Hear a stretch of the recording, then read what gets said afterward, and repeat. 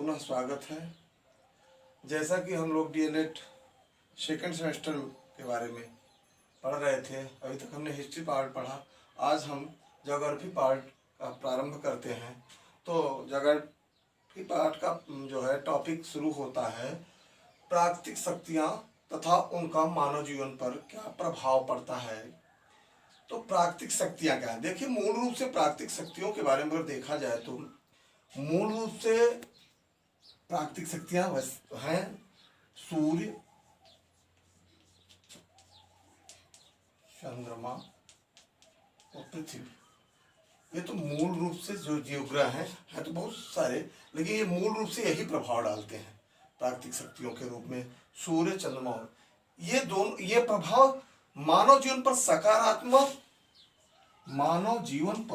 सकारात्मक एवं नकारात्मक दोनों प्रकार का प्रभाव डालते हैं। सूर्य, चंद्रमा, पृथ्वी।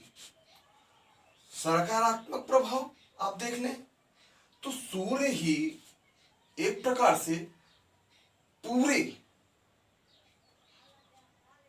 इस जगत का पिता है, या वह ऊर्जा का मेन स्रोत है सूर्य। और सूर्य से ही चंद्रमा प्रकाशमान होता है, और चंद्रमा का भी प्रकाश, सूर्य का भी प्रकाश पृथ्वी पर, चंद्रमा का भी प्रकाश, सब मूल स्रोत जो है वो सूर्य ही है। इस प्रकार यह ऊर्जा का प्रमुख स्रोत है, जिसके कारण कहा जा सकता है कि यह सूर्य जो है, सूर्य, चंद्रमा और पृथ्वी मानव जीवन पर प्रमुख प्रभाव डालते हैं। आइए इनका मानव जीवन आप देखेंगे। जो भी है, हमें ऊर्जा, चाहे हमें भोज्य पदार्थ, चाहे वह प्रत्येक जीवों को भोज्य पदार्थ अगर मुहैया कराता है तो सूर्य। बिना सूर्य के प्रकाश से हम ऊर्जा प्राप्त नहीं कर सकते। इनका एक सापेक्षिक चाल होता है। सापेक्षिक चाल का अर्थ यह हुआ कि सूर्य जो है, ये सूर्य है मान लीजिए, तो सूर्य का परिक्रमा कौन कर रहा है? पृथ्वी, हमारी पृथ्वी सूर्य की परिक्रमा कर रही है। बराबर, सूर्य की परिक्रमा पृथ्वी हमारी कर रही है। और ये एक चांद है, चंद्रमा है, जो हमारे पृथ्वी का परिक्रमा कर रहा है।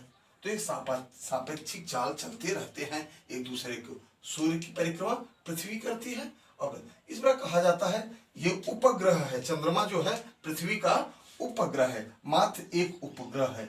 और पृथ्वी एक ऐसा अनोखा ग्रह है जिस पर जीवन संभव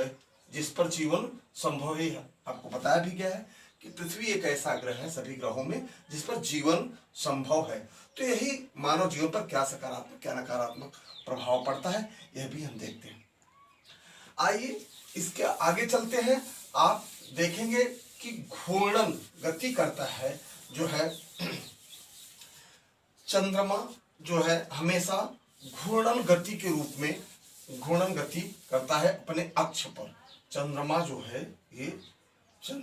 है घूर्णन गति अपने अक्ष पर घूर्णन गति करता है। और वह घूर्णन गति कितने दिनों में कर लेता है? 29 दिन में एक घूर्णन करता है, जिसे चंद्रमास कहते हैं। क्या कहते हैं? चंद्रमास। ये 29 दिन में एक अपना एक जो है चक्कर लगा लेता है, जो है घूर्णन गति कर लेता है, जिसे परिक्रमण भी कहा जाता है। 29 दिन में कुल मिलाकर के यह परिक्रमा कर लेता, घूर्णन कर लेता है। और 12 चंद्रमास होता है। कितना? 12 चंद्रमास होता है। और पूरे चंद्रमास को चंद्रवर्ष कहा जाता है। चंद्रवर्ष कहा जाता है। क्या कहा जाता है? चंद्रमास को, संपूर्ण चंद्रमास को एक चंद्रवर्ष कहा जाता है। तो परिक्रमण अर्थात जो है घूर्णन 29 दिन में आता है। क्वेश्चन आता है कि घूर्णन अपने अक्ष पर चंद्रमा कितने समय में कर लेता है? तो 29 दिनों में। उसके बाद आता है आपका क्या कहते हैं? परिभ्रमण। यह परिभ्रमण है। तो चंद्रमा परिभ्रमण अपने अक्ष पर कितना पृथ्वी पर?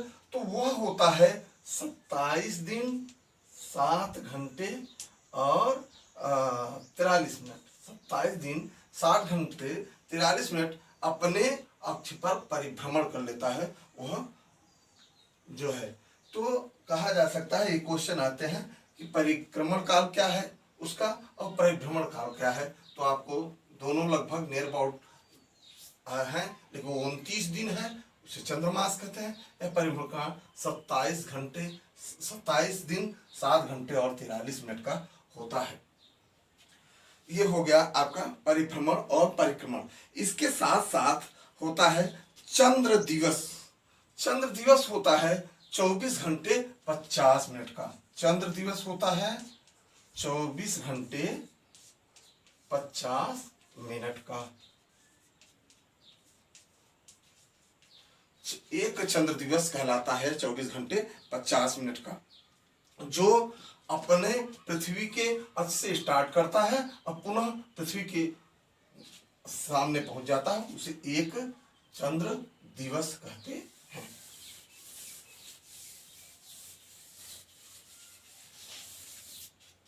चलो चंद्र कलाएं हो गई। देखिए जैसा कि हम जानते हैं कि सूर्य से हम जो है प्रकाश प्राप्त करता है कौन? चंद्रमा सूर्य से प्रकाश प्राप्त करता है।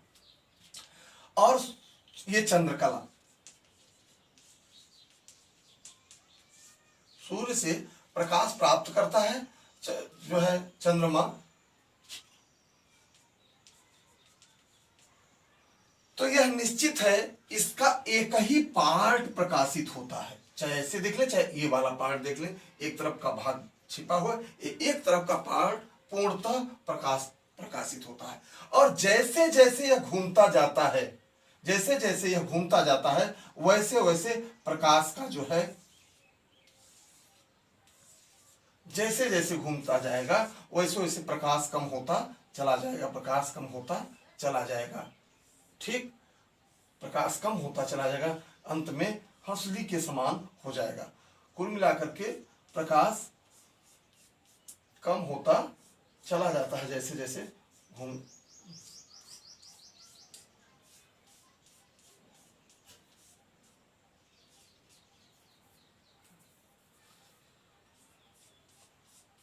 तो जैसे जैसे सूर्य का जो सामना पड़ा जाता है उस पर प्रकाशमान होता है, और जो भाग फिर उधर होता है वो हंसली के समान होता है, धीरे धीरे कम से अधिक की ओर होता चला जाता है। यह चंद्र कला कहलाता है, चंद्र कला कहलाता है। इसके बाद आपके सब्जेक्ट के हिसाब से आता है पैरोजी और एपोजी। पैरोजी का मतलब हुआ कि परिक्रमण के हमारे चंद्रमा जो है एक दीर्घ वृत्ताकार में परिक्रमा करती है। चंद्रमा जो है पैरोजी,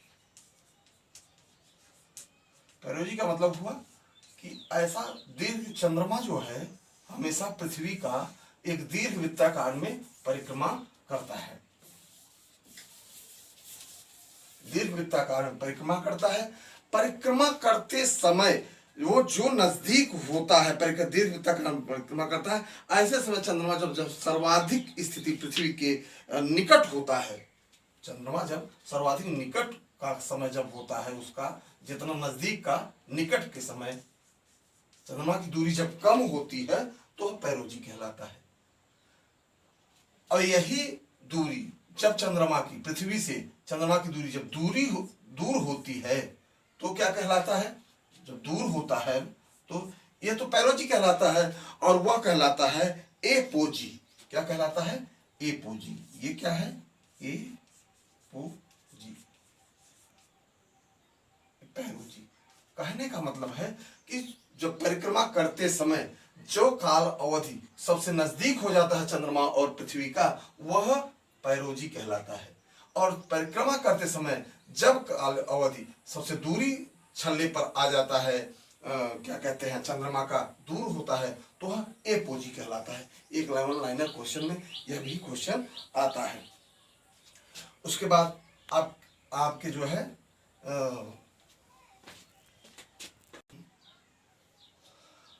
अब इसी में आप ग्रहण की स्थिति में दे दें। ग्रहण, दो ग्रहण पढ़ते हैं, सूर्य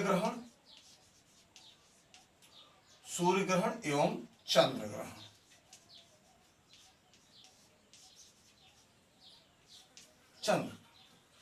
सूर्य ग्रहण एवं चंद्र। सूर्य ग्रहण में स्थिति क्या होती है?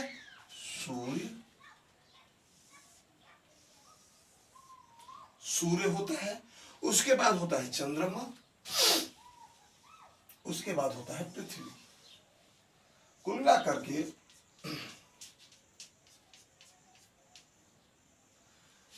सूर्य ग्रहण में सूर्य, चंद्र, पृथ्वी। जब स्थिति, जब चंद्रमा सूर्य एवं पृथ्वी के मध्य आ जाता है तो सूर्य ग्रहण हो जाता है। कैसे? आप देख लेंगे, ऐसे ही देख लीजिए कि आप देखेंगे कि स्थितियां जो है, सूर्य का प्रकाश जो है, ये प्रकाश जो है जिस भाग में नहीं पड़ता सूर्य का प्रकाश, तो उस समय जब ये प्रकाश नहीं पड़ेगा तो यह देखने में यहां ग्रहण की स्थिति समझ में आ जाती है। लेकिन यह ग्रहण होता कब है? अमावस्या के दिन होता है। कब होता है? अमावस्या के दिन होता है। लेकिन प्रत्येक अमावस्या को नहीं होता यह सूर्य ग्रहण, चंद्र ग्रहण प्रत्येक अमावस्या को नहीं होता सूर्य ग्रहण। स्थिति कब होती है? जब सूर्य और पृथ्वी के बीच में चंद्रमा सीध में आ जाता है, बिल्कुल सीध में आ जाता है, तो वह जो है सूर्य ग्रहण कहलाता है। और यह स्थिति कब होती है? अमावस्या के समय होती है। कब होती है? अमावस्या के समय यह स्थिति बनती है। चंद्र ग्रहण ठीक इसके विपरीत में होता है। सूर्य तो होता ही है, सूर्य तो होता है, इस सूर्य और चंद्रमा के बीच में पृथ्वी आ जाती है, या सूर्य और चंद्रमा के बीच में पृथ्वी आ जाती है तो चंद्र ग्रहण हो जाता है। तो वहां चंद्र ग्रहण होता है, चंद्र ग्रहण होता है। क्योंकि सूर्य का प्रकाश चंद्र पे नहीं पहुंच पाता, चंद्रमा पे नहीं पहुंच पाता, इसलिए ग्रहण वहां हो जाता है। यह पूर्णिमा के दिन होता है। यह कब होता है? पूर्णिमा। वस्तुतः कहा जाता है कि सूर्य ग्रहण अधिकतम 2 से 5 बार हो सकता है। एक वर्ष में 2 से 5 बार सूर्य ग्रहण की स्थिति बन सकती है। पूर्णिमा के दिन, प्रत्येक पूर्णिमा को चंद्र ग्रहण भी नहीं होता, प्रत्येक पूर्णिमा को चंद्र ग्रहण भी नहीं होता।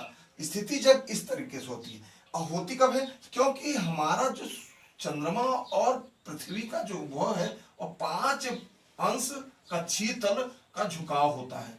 कक्षीय तल का 5 अंश जो है झुकाव होता है, जिसके कारण यह चंद्र ग्रहण होता है।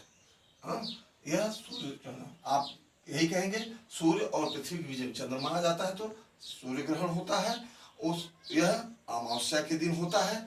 उसके बाद और चंद्र ग्रहण जब सूर्य और चंद्रमा के बीच में पृथ्वी आ जाती है तो जो है चंद्र ग्रहण होता है। यह पूर्णिमा के दिन होता है। इसका कक्षीय तल 5% झुका होता है। इस प्रकार आज हम लोगों ने पृथ्वी की प्राकृतिक शक्तियों तथा मानव जीवन पर क्या प्रभाव पड़ता है, ग्रहण के बारे में भी बात किया। यह सूर्य, चंद्रमा, पृथ्वी प्रत्येक जो भूभाग पर है, वनस्पतियां, जीव जगत की पेड़ पौधे, वनस्पतियां, प्रत्येक पर प्राणी जो है अपना प्रभाव छोड़ता है। जैसा कि हमने कहा कि 5 अंश कक्षीय तल इसका झुका होता है, इसलिए प्रत्येक पूर्णिमा को जो है चंद्र ग्रहण नहीं भी होता, लेकिन जब होता है तब पूर्णिमा को होता है। और सूर्य ग्रहण तो अमावस्या को बताया गया कि अधिकतम 7 ग्रहण सूर्य ग्रहण हो सकता है।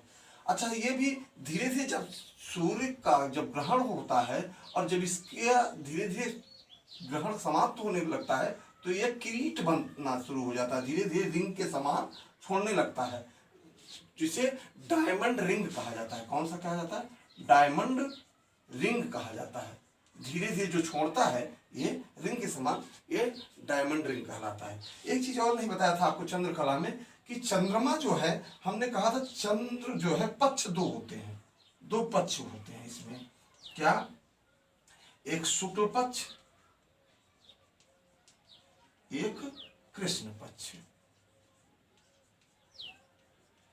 जैसे जैसे सूर्य जो है चंद्रमा का प्रकाश उत्तरोत्तर बढ़ता है वह शुक्ल पक्ष कहलाता है। जैसे जैसे चंद्रमा का प्रकाश उत्तरोत्तर, चंद्रमा का भाग जब बड़ा दिखाई देने लगता है तो शुक्ल पक्ष कहलाता है।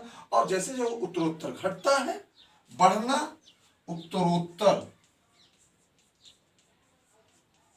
बढ़ना शुक्ल पक्ष और घटना कृष्ण पक्ष। इस प्रकार से आपको आगे हम चर्चा करेंगे आपको पृथ्वी के प्रमुख मंडल के बारे में।